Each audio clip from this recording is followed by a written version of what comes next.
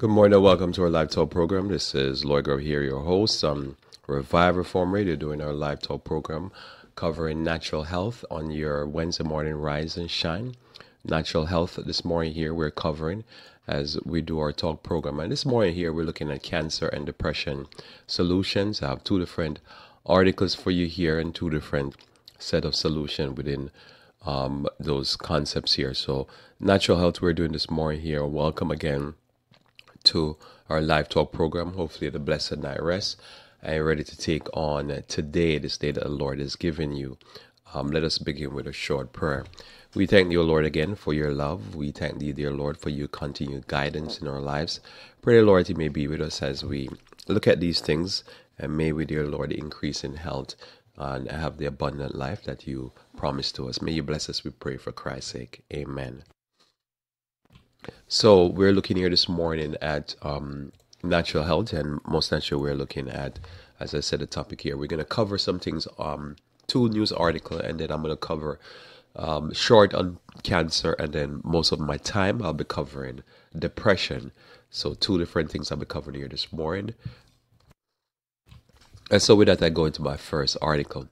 My first article here is looking at a quick little piece here on cancer and looking at the risk, the big risk when it comes on to cancer. So what are your big risks? What is my big risk when it comes on to cancer, which is very important to us, as we know so many people will die because of cancer. All right, so checking everything here. So Americans don't realize what their biggest cancer risks are. And this is done over there by today.com by Moggy Fox and Erica Edwards. So what's your single biggest risk for cancer? Most Americans get their answer wrong. If you are a woman, obesity is your single biggest cause of cancer. And if you're a man, it's second leading risk. All right, so there you answer right up front. So your single biggest risk if you're a woman is obesity, right? And if you're a man, it's the second. Obesity becomes your second biggest risk of having cancer. The American Society of Clinical Oncology just surveyed 4,000 Americans and found a troubling disconnect between what people think about cancer and what is true. Just 30% of those polled knew that obesity is a major risk factor for cancer, the ASCO found. Of the four most common cancer, breast, lung, colon, prostate, three of them have a pretty clear association with obesity, Dr. Clifford Huddis, CEO of ASCO. Just 20% of those polled knew viruses can cause cancer. The human papilloma virus, or the HPV, causes almost all cases of cervical cancer and a growing number of cases of oral cancer. And only 30% knew alcohol is a risk factor. So if just take that so far here. So if you look at it, and I've said it here before. I remember when I was younger or when I was growing up, this concept of cancer was this weird, strange disease that nobody really understand what causes it. You just get cancer. You're just like walking on the street one day and something hits you and you get cancer. But when you understand the risk factor, the risk factors are known risk factors that can be dealt with.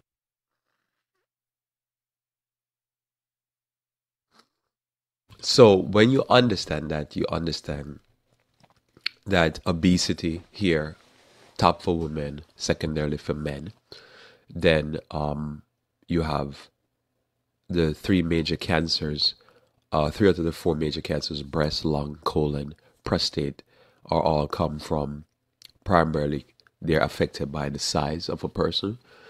And that human papilloma virus, a virus, can cause cancer. This was something that was stated back over 100 years ago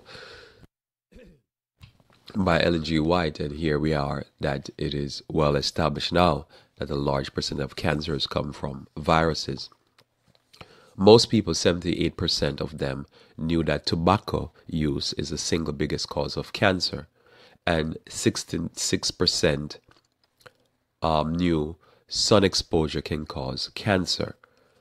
Cancer in neck and Cancer is neck and neck with heart disease as the number one killer in the United States.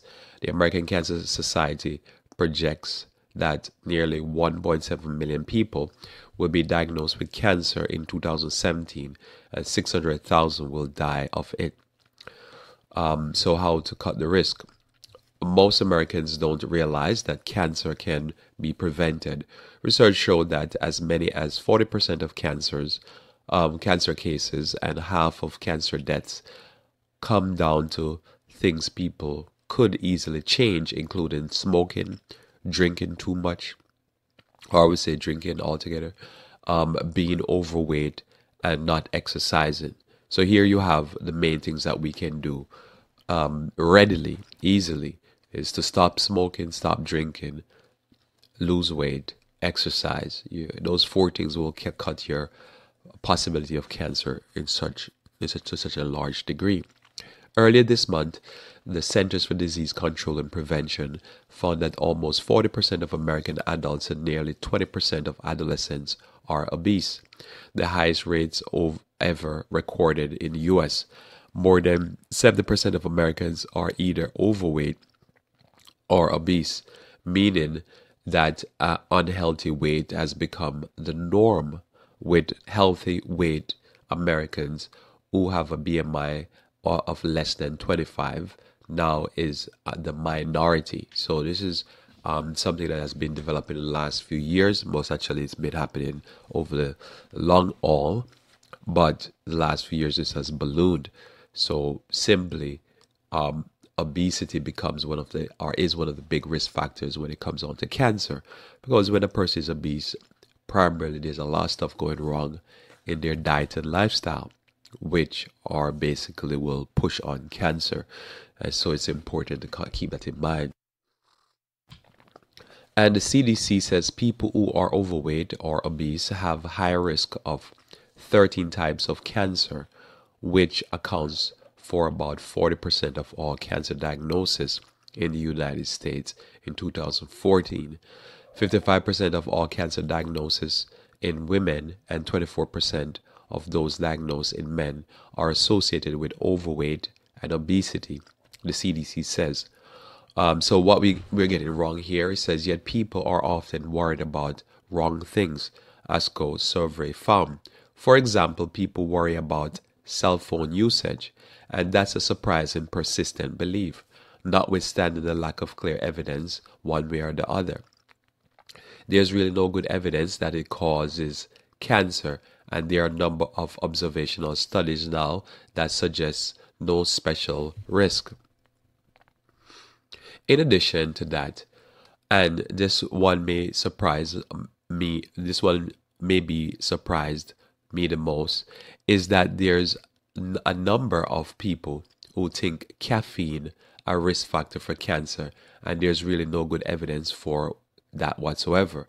And 53% blame pollution for cancer, although pollution is not a major contributor to cancer cases. So it may come as no great surprise that the survey found most Americans are missing out on a chance to prevent cancer. Only 48% say that they use sunblock or limit their exposure to sun, and 41% say they maintain a healthy weight, and 38% say they limit alcohol consumption in order to prevent cancer. That the statistics on obesity show at least some people are fooling themselves if they think they're keeping a healthy weight. And 21% said they limited caffeine intake to reduce cancer risk, a finding that indicates people understanding of risk is fuzzy at best. So that's this for this article here. So notice here the things that will increase your cancer is the things that often that people are not focused on. And so when you understand the things, smoking is the number one risk factor when it comes on to cancer. Most actually, alcohol also is a major risk factor. Obesity, consistent overweight is a risk factor. Think about this: the severe problems that comes with obesity. Like one of the problems there is that the cell store the fatty part of our body, the fat tissues, will store toxins, pollutants in it. So this is why often when you see a person get to a certain size, there's so much cellulite because the fat is going basically rancid on the body. So the more fat, the more rancidity, the more toxic pollutant gets stored in the body. So hence this would be some of the various different reasons why cancer becomes more less circulation, so the body can't feed itself, is starving for nutrients. Basically, you're talking about the major cancers like colon cancer. Normally, will come along with eating certain type of food. So when you look at the risk factor of cancer, you look at the things that one can do very easily to basically slash the risk of cancer. You find that it is something that you can do very easily. Lose weight, start to exercise, cut out drinking, cut out smoking, and right there you have most of your risk factor for cancer slash, because almost all cancers are simply linked back to a source. When you think about the source, drinking alcohol poison your liver, affects your liver, which your liver is your chemical production plant. And so the chemicals, the hormones, all these different things that is produced via liver can't happen if you're partaking of alcohol. Smoking kills not only the circulation, but also the oxygen that you need so much to fight off the diseases in your body. And all of that is affected by just lifestyle choices. And so it's important here for me just to remind you how lifestyle choices is a key factor in is a key is a key factor in dealing with cancer, and so is a key factor in dealing with cancer, as you know. So just keep that in mind before I'm about to go to my second article. And so what it is that streaming on Facebook, and I'm also doing a conference call at the same time, and I'm streaming both actually to the radio station. So there's a few things going on here. So I guess at times I probably either overloaded in the computer or something.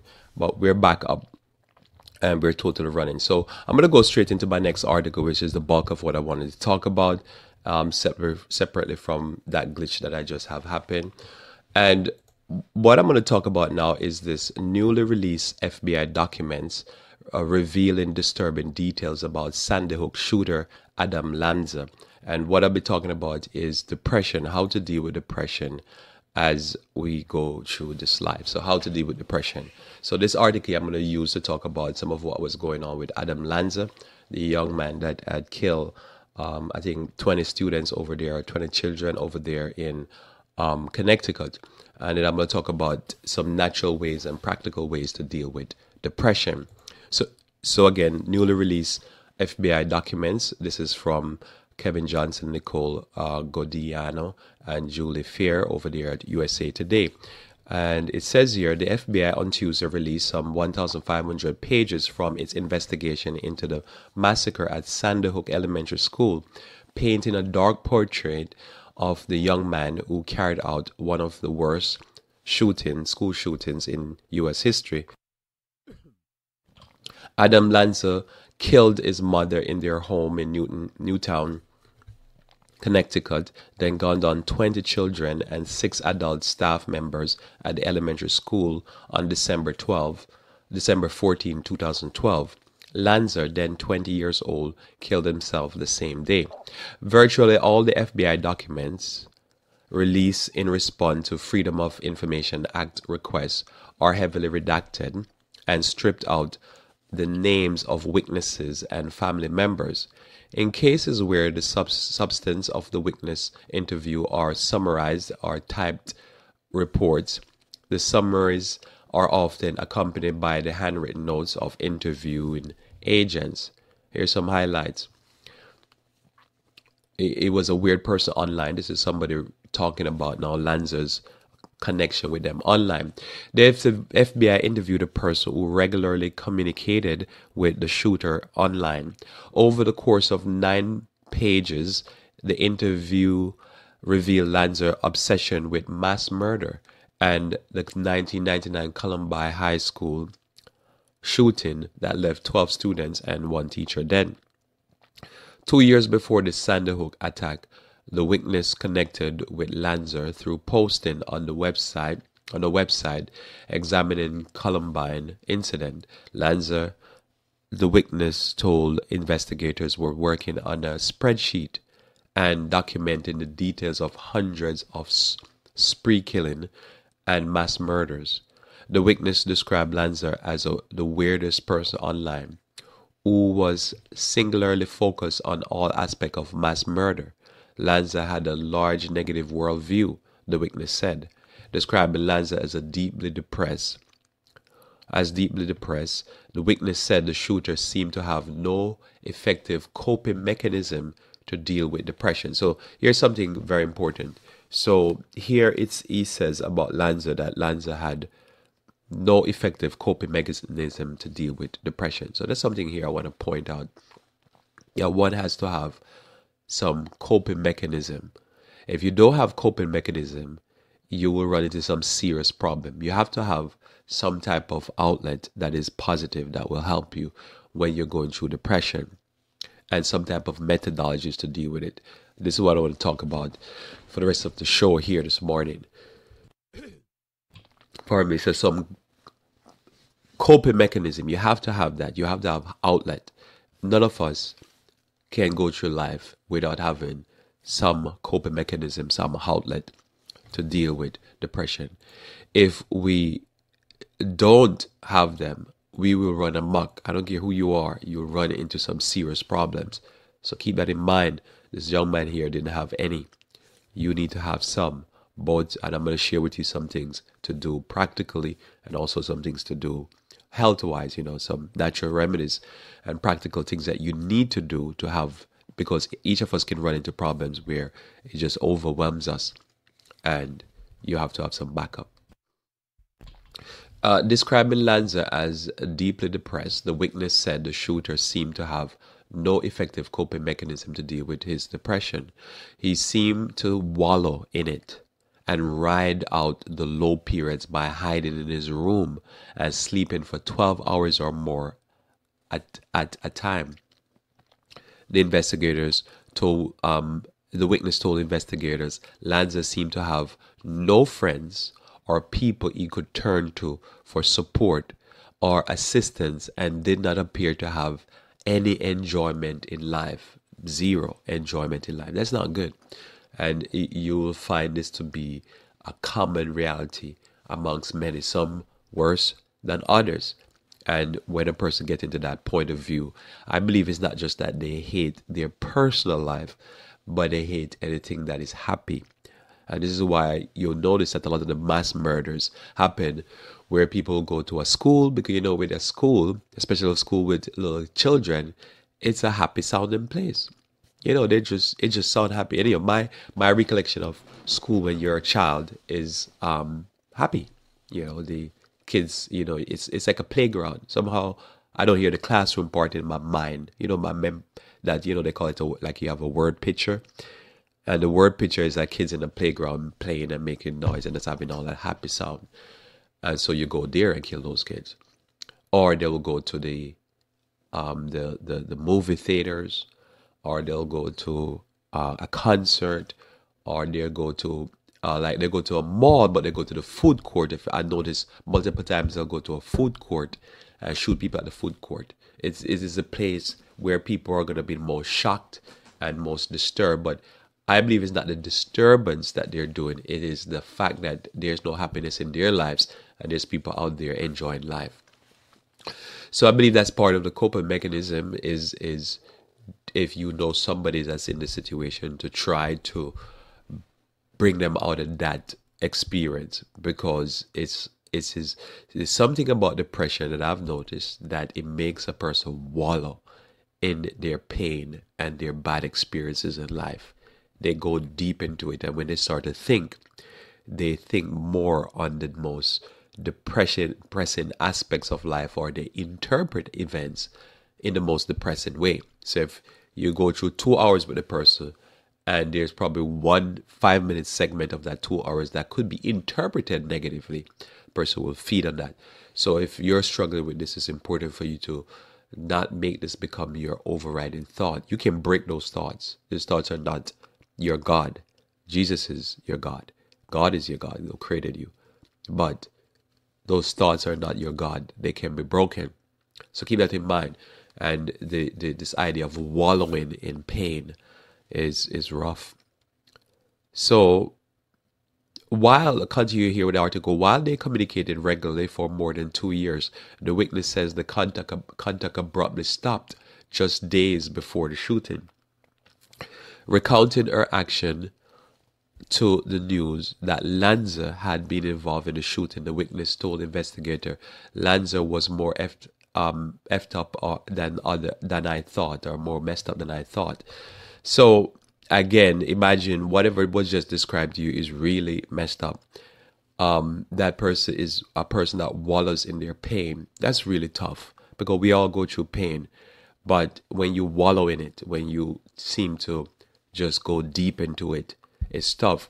One of the things I believe right here is when the Bible says if a person is afflicted, it says call for the elders. And I've often thought about that text, and to this day I will always still think about it. And the reason why is the Bible doesn't say that the person can't pray. The Bible says just call for the elders. Call for somebody else to pray for the person, because the person needs outside intervention. And I believe it does two things. Number one, you're interceding on behalf of God to work a miracle in the person's life, because you realize the person is in a terrible situation, whether it be sickness or mental affliction.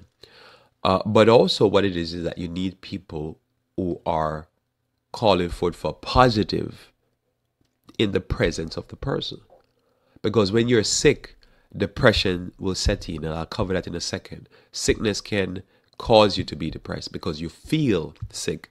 So all the negative thoughts start to come, and you lose control of your mind more when you're sick than when you're healthy. The more healthy you feel is the more pumped you feel. The more sick and depressed you feel is the more depressed you get. So it's important, again, notice here, call for the elders. That means bring somebody else in, or bring some people in to the situation. The person needs outside intervention because they can't stop their wallowing and spinning around in the mud. And you need somebody to come around, because what it is normally when a person coming around praying, they're praying on the positive. God bless them, God keep them, God deliver them, God, it's all up, not down. But the person is like, get me down, worse, depressed. So I really believe outside intervention is needed for a person in this situation. We continue here the article here, just picking some things about what's going on in the mental state, I guess, get some idea. Investigation in July 29, 2014, investigators released the result of a behavioral analysis of Adam Lanza to law enforcement and victims' family member. They found there was evidence to suggest Lanza had an interest in children that could be categorized as pedophilia, though there is no evidence he acted on it. Investigators also found Lanza's deteriorating relationship with his mother was a significant stressor in the weeks and months before the attack. However, the behavioral analysts found Lanza did not snap, but engaged in careful, methodical planning and preparation for the attack. These investigators found no evidence that Lanza viewed his attack as a video game or a contest, despite speculation in the media reports after the shooting that his interest in violent games may have influenced his action. Neighbors say agents previously questioned Lanza for hacking. Years before the Sandy Hook shooting, law enforcement agents visited Lanza's family home after he hacked into a government computer system in 9th grade. His neighbors told FBI agents investigating the Sandy Hook shooting. Lanza's mother, Nancy, told neighbors at a party that her son made it to the second level of security on the government website. A third layer of security was able to thwart his attack or his hack. Nancy Lanza believed that authorities came from either the FBI or CIA, but neighbors told the FBI that she couldn't remember which agency.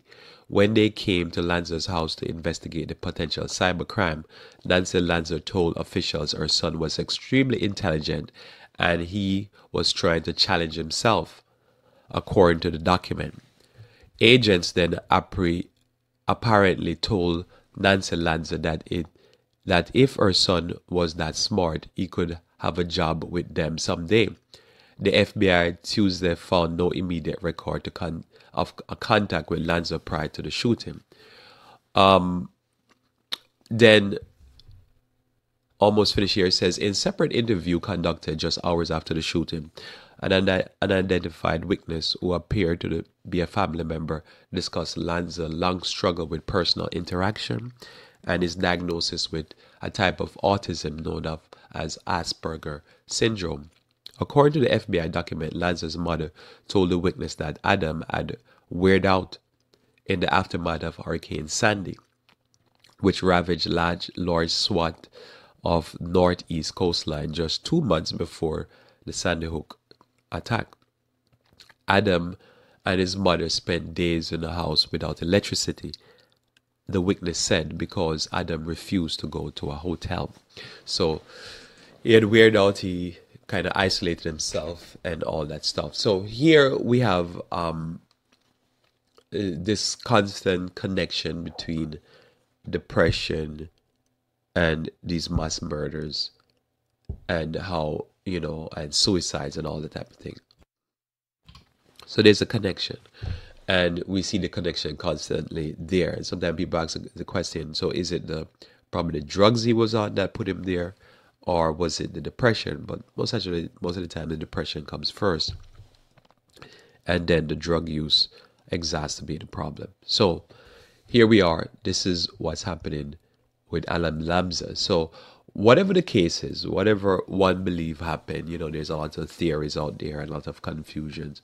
But we see there's so much of these cases where there's so many people who just before they go shoot up a place, shoot up a bunch of individuals, they normally have problem with depression, using psychotropic medication, using various type of drugs, trying to help themselves.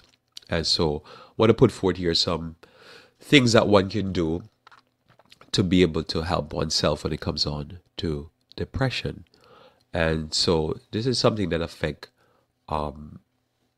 millions of people. It's not something unique to him or anybody. And as I say, he probably has some more difficult problems. So here we're just talking about your baseline simple depression, and taking some of this information from some of the material by Agatha Thrash and some of the things in my head. So most naturally, as you know, when a person is depressed, there could be fatigue. This is why it was said of Adam that he spent hours in bed. He would just keep sleeping and sleeping and sleeping. And so the fatigue could be coming because the person has chronic fatigue and they might be misunderstanding what's happening. So it's important to make sure the person verify that they're not suffering from chronic fatigue syndrome. And it is the lack of motivation that is causing them to be sleepy. And so it's important to test that. The other thing that could cause you to be very exhausted is that you could be sick. When you're sick, this could be a cause of exhaustion. So that has to be ruled out. That is not a sickness you're going through and thinking that you're depressed. Because when you're sick, you're you have, as I say, it's a weaker tendency in your mind. Your mind tend to go to the more depressed place. So it's important to eliminate chronic fatigue, eliminate the idea that there's a sickness, because if there's a sickness, what needs to happen now? You need to deal with that sickness and treat that sickness, and then you find as the sickness goes, the chronic fatigue will go.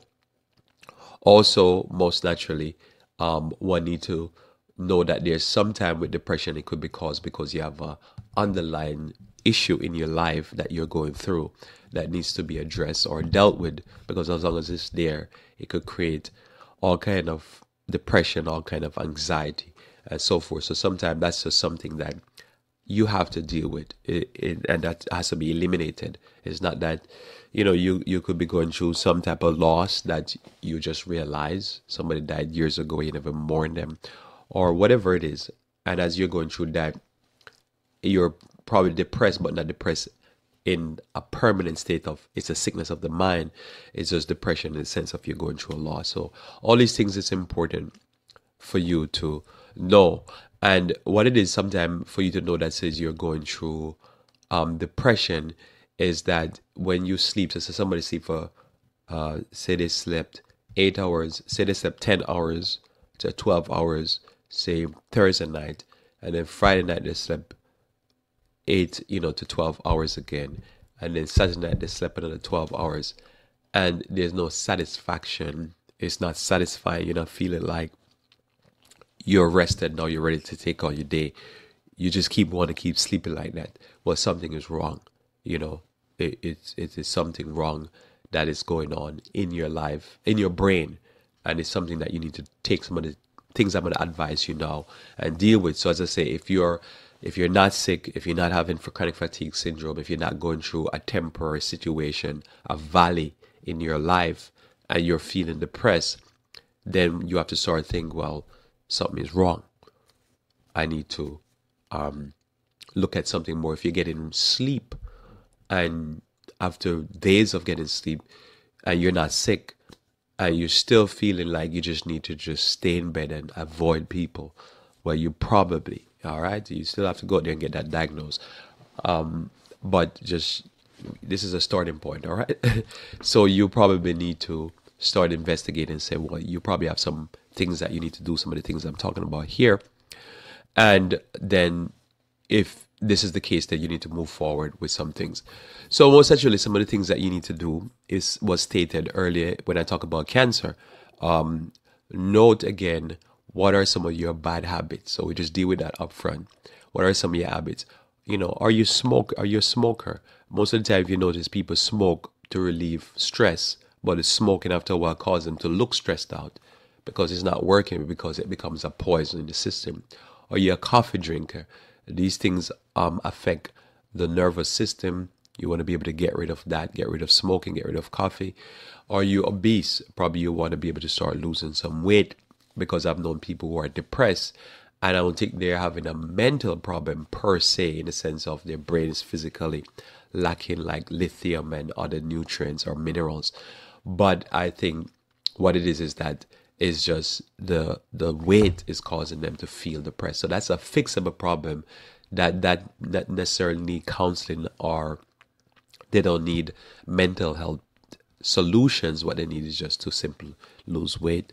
Also, exercise is very important. Exercise is one of the number one ways to relieve the good feeling hormones in your body and to make you feel great. So you want to be able to exercise. So exercise, very important. So start the exercise regimen. Most naturally, if you're having other health problems, you need to consult your doctor. But in general, start very light.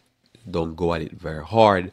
It's better to exercise 6 days a week. I always believe you take a break, at least for 1 or 2 days minimum.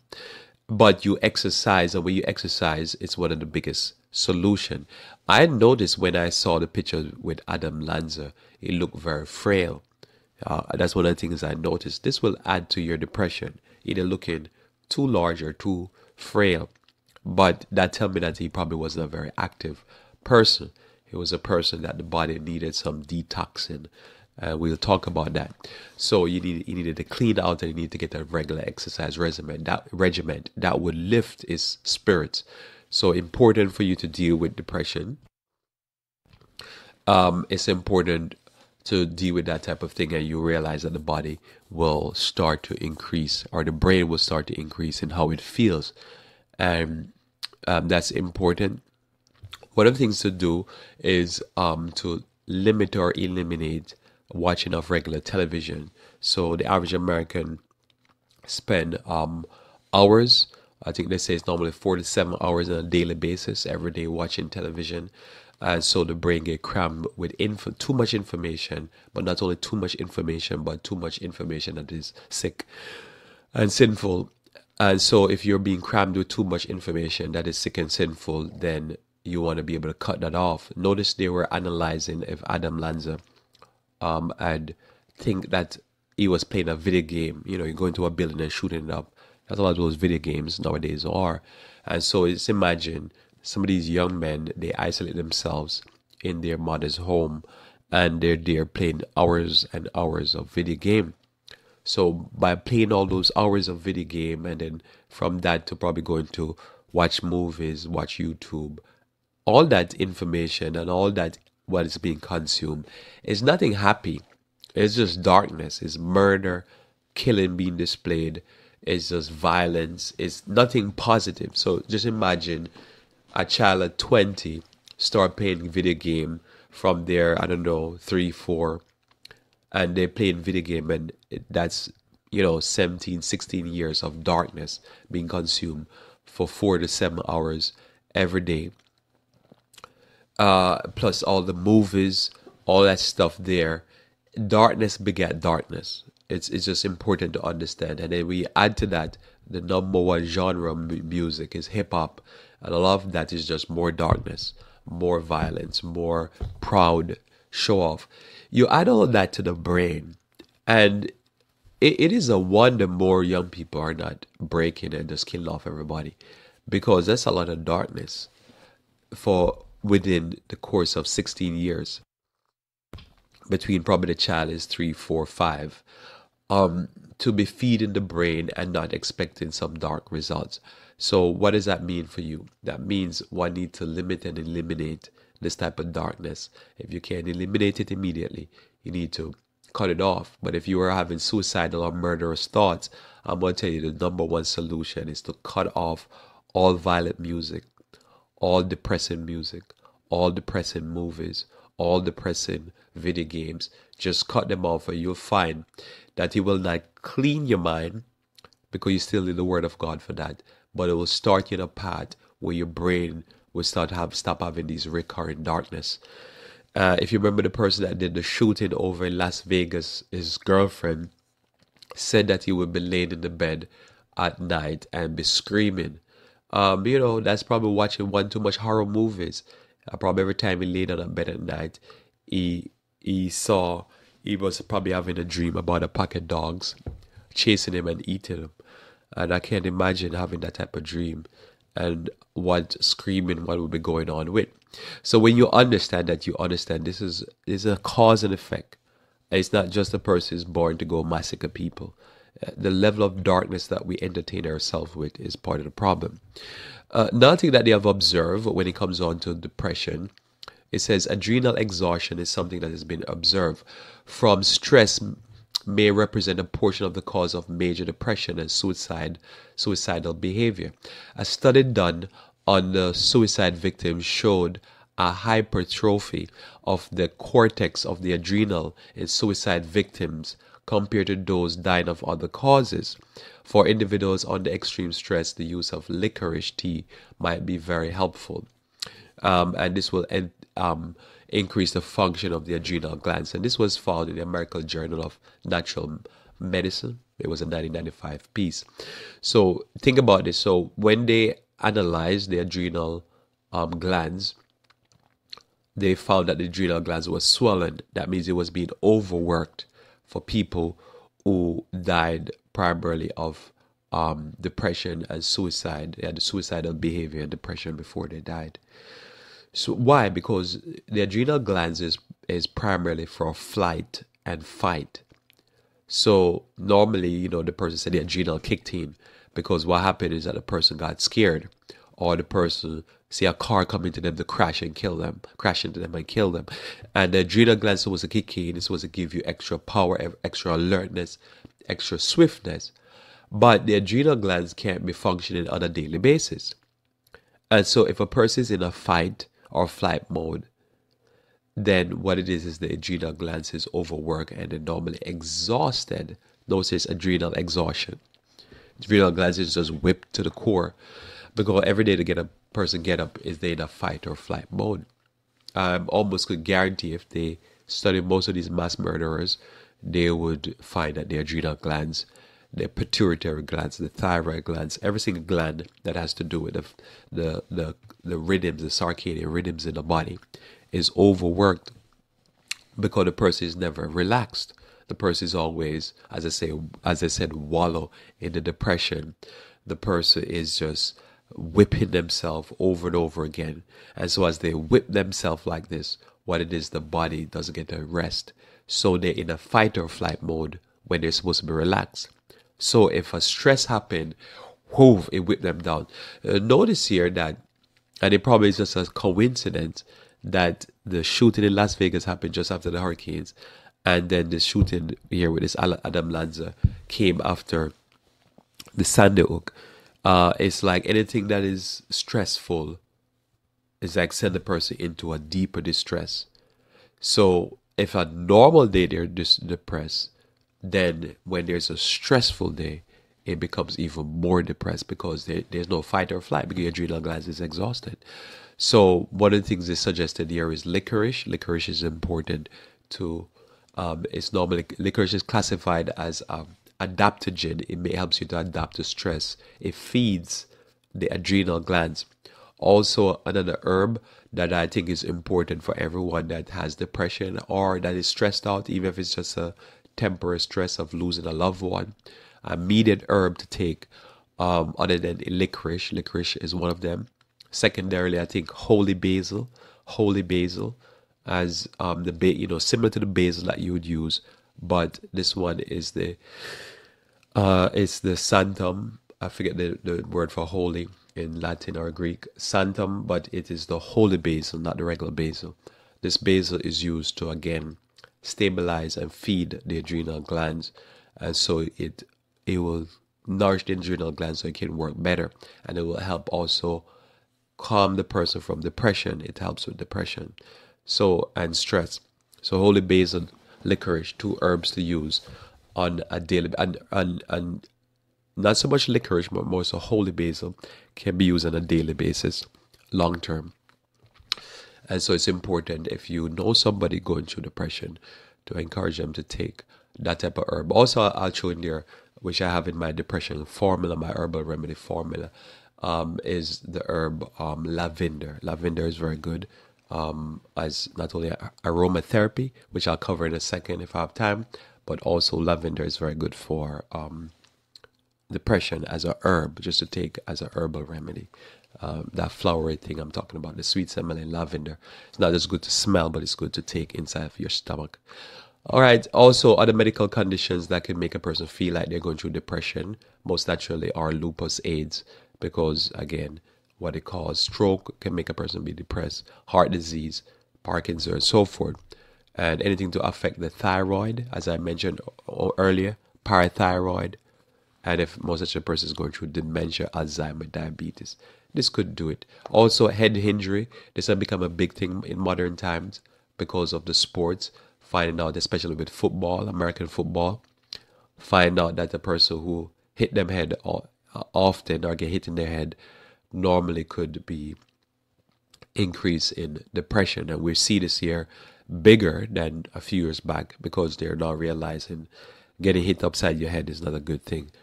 Getting it regular is not a good thing. And I've heard about it where a person get hit in their head and all of a sudden they start to go through serious depression because the brain is damaged. Some solutions, some treatments for depression, wet sheet pack, where basically you take like what do you call it, like a shower curtain, something similar that is waterproof, and get the sheet wet and keep it at a constant temperature where the person doesn't have to shiver, and wrap them in it, and try to create like almost like I don't want to call it mother's womb, but like a wet but comfortable environment for them to be wrapped in and stay in there for a little bit. And it will help calm the body down and sedate the person. So try that. Natural baths is an important thing to do, where you keep the body again at a neutral temperature. Just have the person have a natural neutral bath where it's comfortable. And so anything to make the person feel better about life, so to speak. So if the person needs to just go to a spa, just take them to a spa. or if you're going through depression, learn to treat yourself every now and then to something that is either healing or enjoyable. Have some enjoyable moments in your life. Um, this here is a hot bath treatment where you keep the temperature at about 102 degrees, and this is like a bath, where you're doing a bath to improve the person, and you could do the baths where you put even mineral like Epsom salt in the bath and keep it at a hot enough temperature where the person will sweat, and then you keep their head at a cool enough temperature. So you're raising the body temperature up about a few degrees above normal, so about 102 degrees. And this will help with depression. If you have any type of essential oils or anything that is calming that you can give the person to drink while they're in the bath, and then to get the bath in a nice smell. Important. Dry brush massage. It's kind of a brush that is almost like a hairbrush. If you ask in the health food store, they'll be able to. I've seen it in the health food store, where you do the person bathe, and then after they dry, you lay them down and you do almost like a massage with a dry brush, and you rub it on their skin. It will get their skin blood to the skin, and will improve their immunity, and it will get them more invigorated. So this has to be done for somebody. I guess you could do it for yourself, but I think you have to do it for somebody. Most naturally here, exercise, regular exercise. I talked about that is a powerful thing for the body. Diet and lifestyle, dietary factors that affect diet and lifestyle. High protein diet, too much animal protein will increase depression. So one want to cut out the animal protein and use some natural food that are natural plant protein. So more beans, red kidney beans, black beans, all the various different type of beans, especially with colors. You're gonna add those to it to substitute out the protein. You want to use just primarily if you can eat protein, which is just the most processed. I believe protein should be tofu or gluten. Other than that, you use your beans, and I feel that you will get enough protein out of that. You want to be able to start eating more nuts, more seeds, and this will help you with your depression. Also, one of the things you want to check for really quickly is transit time. Most Americans' transit time, when it comes on to the time that they eat the food to the time the food is released in the toilet, is normally about 80 hours. You want your transit time to be 30 hours the maximum. So you want to increase your transit time. So you want to check, in a sense, if you're constipated or not. If a person is constipated, that's not good for the brain. As you know, if a person is constipated, I know in nursing homes, when a person is constipated, what they simply do is just give them some type of suppository, and the confusion that they have on their brain will stop. So a person speaking confused, blurred, and feeling depressed, sometimes all they need is just to unconstipate, and all that toxin that is built up in their colon that's causing their brain to get confused, the toxins will be relieved, and then their brain will get unclogged. So how to check transit time is to eat some corn and don't chew it too much. And then as you swallow the corn, a time to see how long it takes for the corn to be released back into the toilet. Or take some charcoal, take a few capsules of charcoal powder, and then time it to see how long it takes for the charcoal to come back out into the toilet as you defecate. And if it's over 30 hours, then you need to be able to unconstipate, to take some natural laxatives and fibers to unconstipate. One of the major things that is important for depression is that our cells are comprised of nerve membranes that depend upon fatty acids.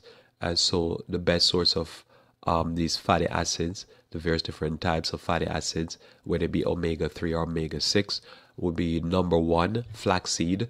Flaxseed is number one, I would say, when it comes on to getting your fatty acids. Number two would be sesame seed.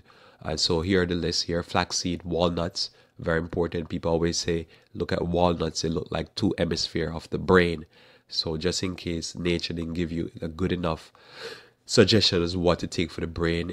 If you're having depression, if you know somebody having depression, it's important for them to have on a daily basis probably a tablespoon of flaxseed powder, and then some walnuts, a handful of walnuts on a daily basis.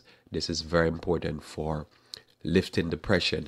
And there's people who have actually testified or give testimony that just cutting these things out of their diet, within a few days they'll start to feel depressed, and they put it back in and the depression will start lifting. So it depends what exactly is causing your depression, but this could be a major important step into overcoming depression. So here, flaxseed, walnuts, green soya bean, normally they call it edamame, spinach, avocado, almonds. This is your omega-3 sources, your best omega-3 sources.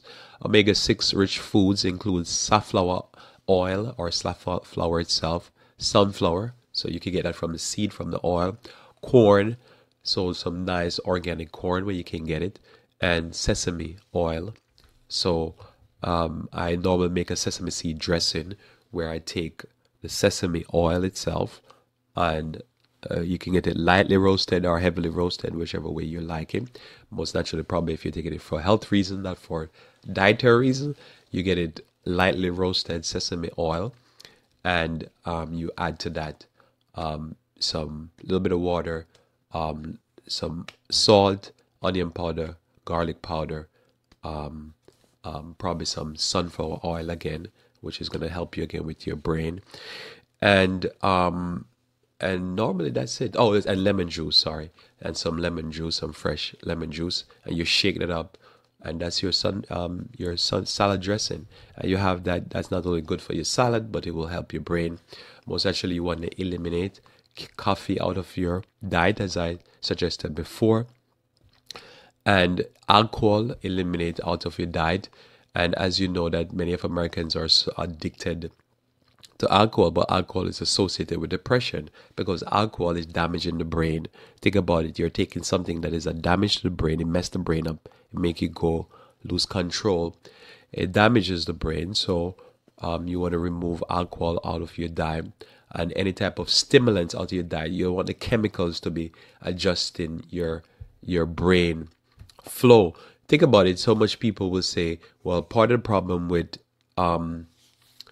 depression and things like that is it is a chemical imbalance, and then they turn around and go drink alcohol or sodas or coffee or tobacco and all these things, which are chemicals that affect the neurological system and the brain. So most naturally, if you want to overcome depression, one of the first things you want to do is eliminate anything that mess with the brain. You want to check for food allergies also. If you're having food allergies, it's important for you to find out what allergies they're having. Because one thing you know with food allergies is not just that it makes you get irritated in your stomach or somewhere, wherever else in your body, but food allergies also make you feel depressed and loss of energy. So if a person is depressed, or if I'm depressed, and I have a food allergy that makes me feel loss of energy, feel like I want to sleep, feel just down, most naturally, one of the easy solution here is to go get tested or to do an elimination diet. An elimination diet is simply that you start to, on a week by week basis, eliminate something for a whole week out of your diet and see if your allergies subside. If they subside, then you can start to isolate what is it that's causing your allergies, because allergies, most actually, as I say, make your whole system go depressed, feel irritated, and whatever else you experience from allergies. So food allergies has to be investigated. Vitamins and supplements for depression. Most actually, one of the vitamins you want to check out is vitamin C. Vitamin C will not only it will help be a free radical agent, but it also will help with building your immune system. Remember, vitamin C is your body's glue. So if you're looking for what is the Elmer's glue, or what is the what kind of glue, whatever, Gorilla Glue for your body, it's vitamin C. Vitamin C keep our bodies together, our cells together. And so if you're unraveling and you feel like you're unraveling, you want a vitamin C. Notice most of the facial serums and things for anti-aging is basically vitamin C based because it's the glue that keep your skin together. So anyhow, vitamin B12, vitamin B6 are important supplements for not only depression but for anxiety. If you have an anxiety and if it's even severe, you want to be taking these things. Other minerals here and vitamins that is important is lithium. Most actually, I'm sure you've heard it where they say the person is low in lithium. Magnesium. Magnesium is for the relaxation of the body, of the cells, of the muscle. The calcium causes us to be able to contract. The magnesium causes us to relax. Iodine is good for your circadian rhythms, for your sleep time, your uptime, your downtime, your thyroid. Normally, if you are a person like the nightlife, you will have problem with thyroid, and you will have problem with burning. You'll burn more iodine than anybody else. So lithium, magnesium, iodine, very important for a person, especially if they're having bipolar disorder. So one moment they're up, one moment they're down. I shouldn't say they're up and down. They either go to extremes. They go to very happy or very sad. The neutral is not their way of doing life. So these three will be very good for you if you're going through this. Some of the source of these things that are food wise: green pepper, potato, good source of lithium, lima beans, broccoli, chard, okra, plantain, spinach, cashew, artichokes, high in magnesium. And iodine would be from kelp, would be number one, or any type of seaweed type of thing. Agar, again, a type of seaweed. And the brassica family: Brussels sprout, broccoli, cauliflower. Soybean, sweet potato, lima bean, corn, millet, and iodized salt would be some source of iodine. Just checking my time here. And so important. Another supplements that's been tested, or two supplements I'm gonna mention here that I've tested just for myself, just to boost my body. CoQ10, hopefully I'm saying that right, is a good for people with depression. These things you have to test because they are isolated nutrients, and with these isolated nutrients, they could overboost your system and give you a negative effect. So when I tell you the food source, eat that in plenty. When I tell you something like CoQ10, you test that, because I've tested some of these things and they actually give me a headache. And it's not necessarily I'm depressed, but I just wanted to test them to see what they do. So they affected the right part of my body. But I'm just telling you, if you're not in need of it, it could boost your system too much. So just, as I said, buyer beware. But again, if you're in deficiency of the thing, you could take it and it does nothing for you. And then all of a sudden you realize you probably need a higher dosage, or to take it long term because you're so deficient of any of these elements, because your body probably not processing something right in your digestive tract. Phenylalanine, so Phenylalanine. I've tested this one also. It's an amino acid that plays an important role in mood and helps maintain blood levels of endorphins. So L-phenylalanine is metabolized by tyrosine, a non-essential amino acid in the body. And so you could be in need of this, but also you could be allergic to it. So buyer be aware again. So try to intake this, and also this product can be found in green beans, beets, raw cabbage, carrots, celery, cucumber, lettuce, spinach, watercress, summer squash, tomato, apricot, banana, cantaloupe, and I can keep going down the list. Just keep going on where you can find this substance. So notice again, it's if a person is depressed, one of the quickest thing I can tell them is get on a whole plant-based diet, a vegan 100% plant-based diet, and eat a widest variety of fruits, nuts, seeds, vegetables, legumes. If you do this, what you'll find that you will get a wide spectrum of nutrients that you would not get on the SAD diet, which is the standard American diet. You will not get this that way. If you're just eating burgers and milkshakes and stuff like that, and that's your diet, you will be on your way to depression. So it's important for you to simply eat a plant-based vegan diet with a wide spectrum. But note, as I said before, just in case you missed it, that as part, if you're really suffering from depression, you need to know exactly what is it by testing some of these things in high dosage or high amount, natural wise, and know what exactly in your body you could be missing nutrient wise, or what practice you need to do to be able to overcome the depression. Another thing I'll say here is, remember, if anything you do, even if you're just a regular person and you go through a lot of stressful situation because you're stressed out of your job and not anything to do with your brain function, just as good to have flaxseed in your diet and walnuts in your diet, just in case you're doing that, because you need to feed the brain. The brain is like an organ, like the kidney, the liver, the heart. Whatever pressure you're under, you need to focus on the body part that is going through the most stress.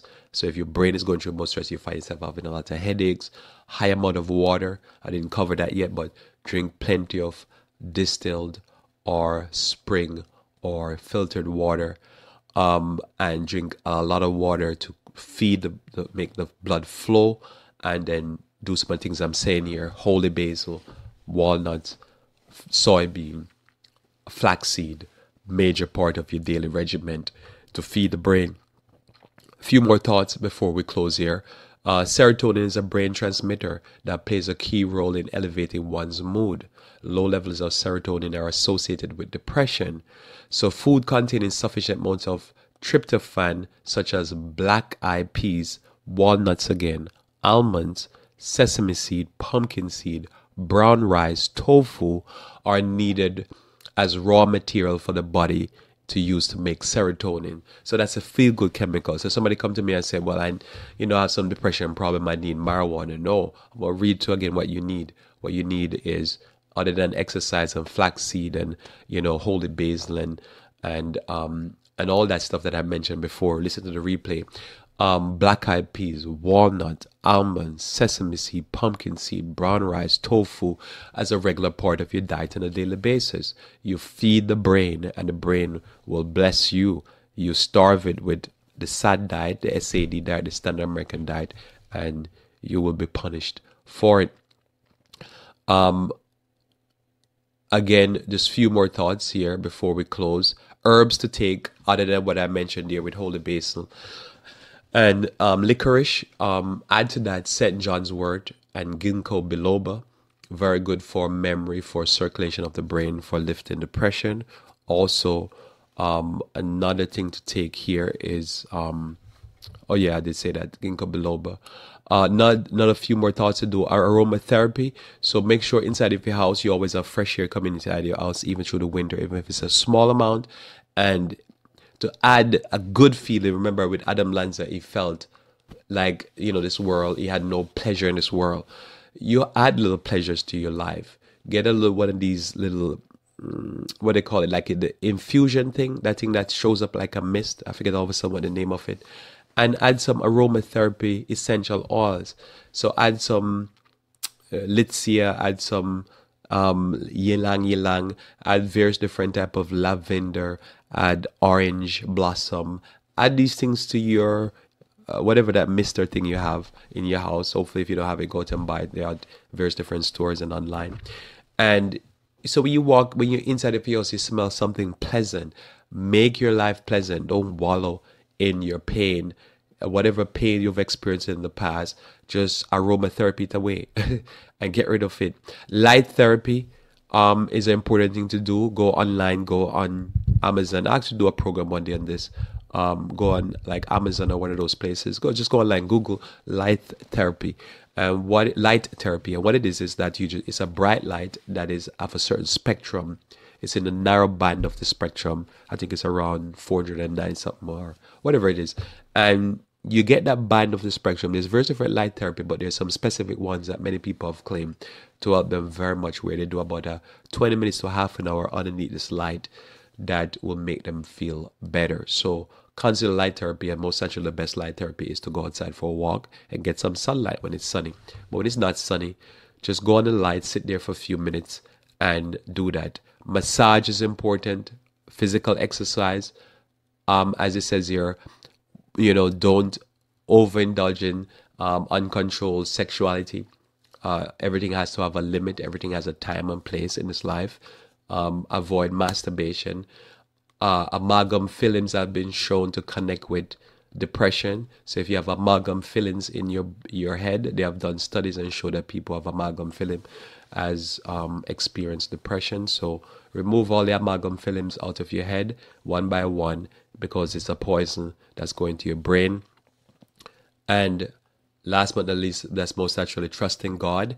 Have a church. Yeah, I believe that if this young man had a church and some people that will love him in a church, being able to pray, learn to pray, to take his burdens to Jesus, learn to sing positive songs, not about craziness, learn to listen to a little talk every morning, come and revive, reform, listen to some spiritual songs, listen to a sermon, have some friends, some church friends, study the Bible, read the Bible. The Bible should not only be read, it should be studied. This will help with depression. You want to have your spiritual exercises. Most naturally, if you're going through depression and you want to talk, you can contact me here, right on the radio page. You see the contact form right there. Contact me and we'll talk. Whatever you want to talk about, whether you just want to talk or you want to talk about something Bible-based, talk about something life, talk about your troubles.